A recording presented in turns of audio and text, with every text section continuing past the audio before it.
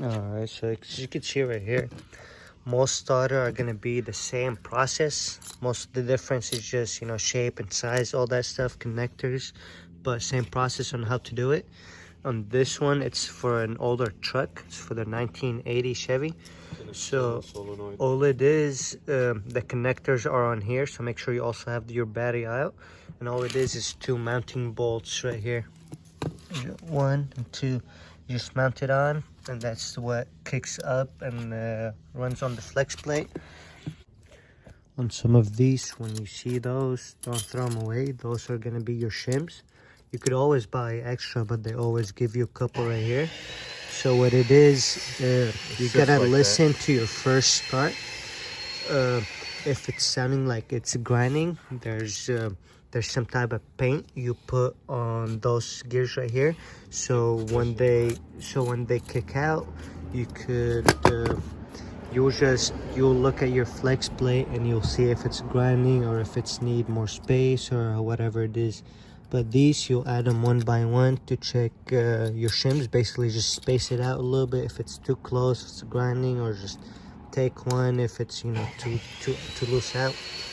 But yeah, if you have these, don't throw them away. On my car, on the Honda, it didn't come with it, so pretty much all you gotta do is just make sure you have the thread. Yeah, make sure you have the thread attached though, so they don't come out and make this loose distant. So yeah, make sure you have it set up right, and then hook it on, then put your battery on and test it, and make sure you listen to the first start, or if anything, be close by and have somebody start the car for you. Alright, so on today's fix, we're changing the starter on a 2006 Honda Accord. What you're gonna first start with is just disconnect the battery, disconnect the whole thing, just take it off. Then it comes on with the cover. It's just 2 acorn nuts. They come off pretty easy, 10mm. And then from there we started heading with the manifold bolts. So there is one here, there's 2 nuts, and then one, let's see, 1, 2, and 3, and 2 nuts. And then for this one, what's annoying to take it off, you could see this one right here, there's a bracket bolt right there. See right there, that bracket connected all the way. The easiest way I found for this, because it was a little bit tight, just move this from your way and just get in with a little extension ratchet or something like that. I was able to get to it right here and take it off. Pretty much that's about it. Gotta take this off now. After that, you just disconnect a couple air hose. The throttle body, you're gonna disconnect it from here. Other than that, the only thing we're messing with is one coolant line, and that should be about it. So here, if you got power tools, it would be easier. But yeah, start with taking off the plastic, disconnect your battery, then start removing your manifold bolts so that could come off. As well though, you need your gaskets. This one, it depends on what you take off, you need to change, but this one we already got a new gasket for this, and we're gonna put it on. Alright, there it is. So for this one, if your screwdriver doesn't fit in here, it's a 5.5, and you get loosen that off, and that should come off. And then disconnect the wirings for the throttle body. There's this connector right here. I don't know if you can see it. This right here. And then other than that, should disconnect this bracket so that could come off. Another bracket right here, and then one more bracket right here. After you remove all these, this should slide back and you'll disconnect one more hose off of it. Sorry. So after that, it should just come off, but let me show you a couple stuff for what we did, because as you can see, I have my hand right here, because this has coolant, 2 coolant lines right here. One of them, we disconnected it straight from the throttle body. The other one, we went a little bit further ahead and disconnected it right from here. It goes down to it. One more thing is this this plug right here. It was connected right on here to the bracket. So once you have it off, gonna get your plug off and everything should come off. But yeah, fucking other than that, your starter is right down where the manifold is.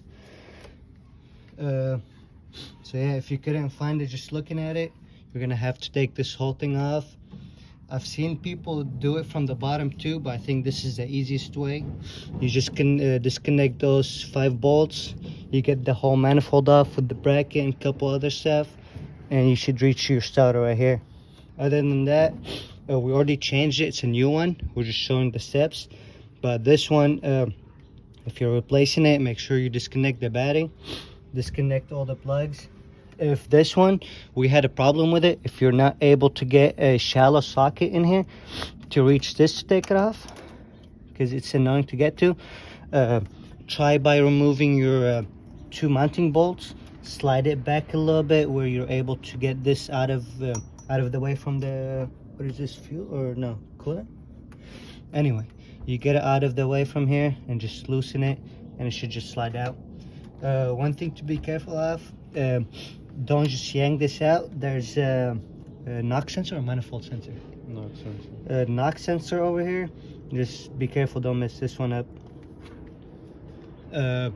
Sizes on these was 17 and 14, correct?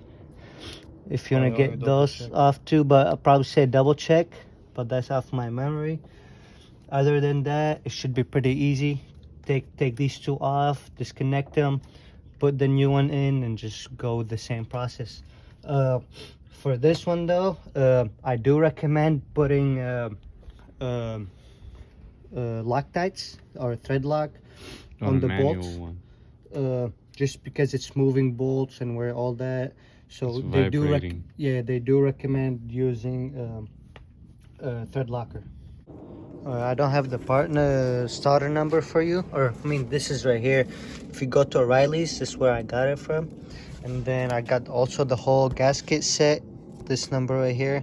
It gives you plenty of them. The one we're using is not this one. There are a couple different ones. They give you these, they give you the EGR valves, a couple other gaskets.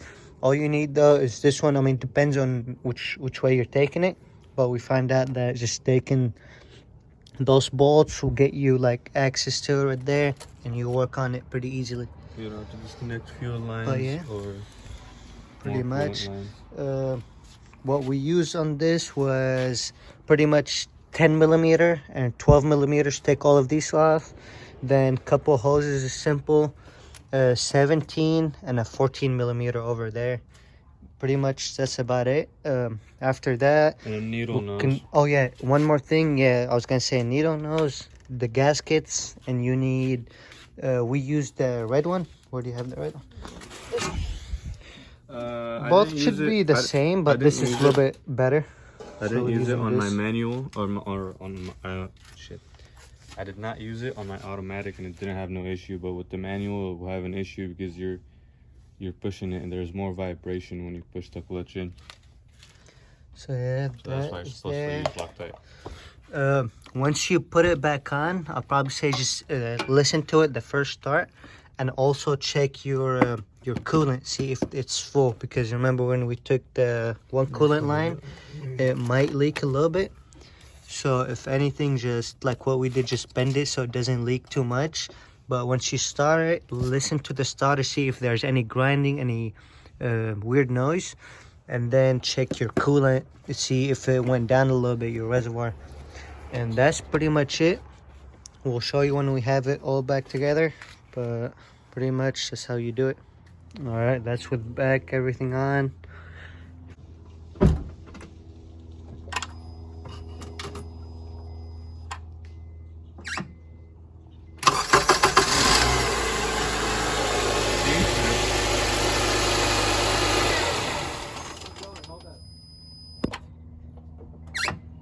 Clutch.